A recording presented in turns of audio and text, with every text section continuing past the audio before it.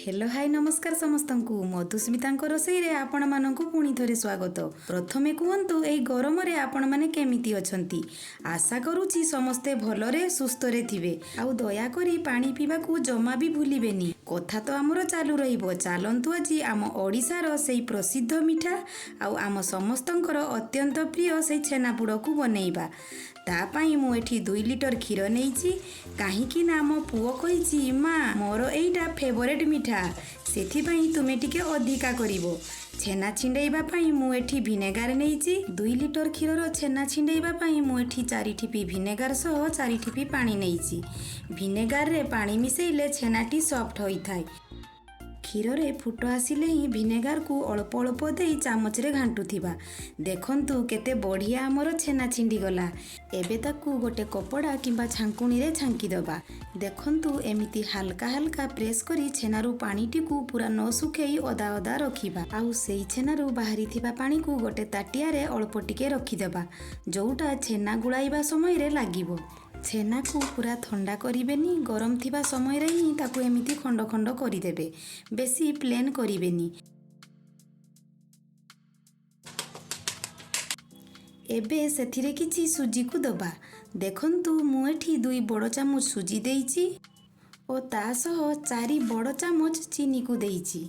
सुजीर परिमाण जमा भी बेसी करिबेनी न हेले छेनापोड़टी पिठा टाइप रो लागिबो। से सबू को एबे भलो से मिसेई दबा। जेहेतु एथिरे सुजी पड़ीची सेथिपाई मु ताकू 5 मिनिट रखिदेली जेमिति सुजीटी फुली जिवो। आउ सेई समय रे गोटे केक टिन रे घियो को भलो से मड़ेई देली।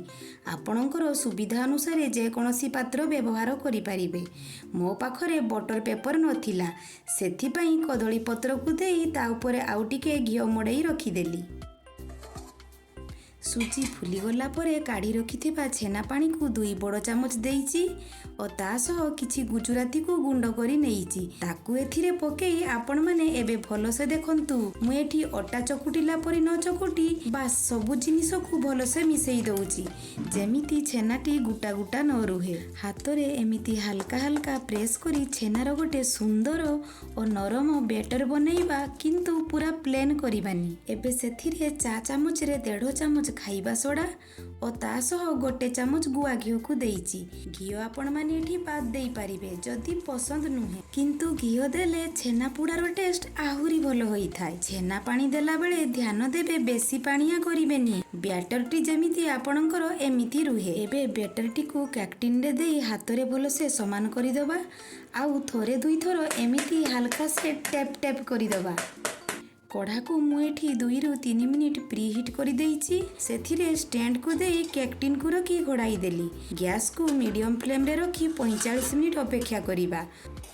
45 मिनिट होई गला। एबे गोटे छुरी साहाय्य रे चेक करिबा छेनापोड़टी भलो से भितरु होईची ना नाही। मोर तो पूरा 45 मिनिट रे होई गला। आपण मानकर जदी एई समय भितरे न हुए तेबे आउ 5-10 मिनिट रखी मझिरे मझिरे चेक करूथिबे। एबे किछि समय ताकू ठंडा करिबा पई रखी ठंडा हैला परे ताकू प्लेट रे काढी दबा। एई देखंतु केते सुंदर भाबरे हमर छेनापोड़ रेडी होई जाईची।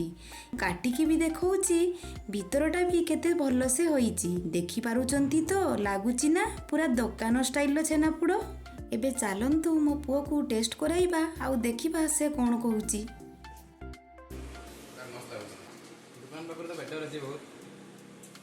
एबे आपण माने एई छेनापोड़ को थरे निश्चित बनै मते कमेंट रे कहिबे केमिति लागिला। आउ वीडियोटी भलो लागिथिले प्लीज लाइक आउ शेयर करिबा को भूलिबेनी। पुणी देखा हबो आउ गोटे नुवा रेसिपी सहित। आजि पई रहूची राधे राधे।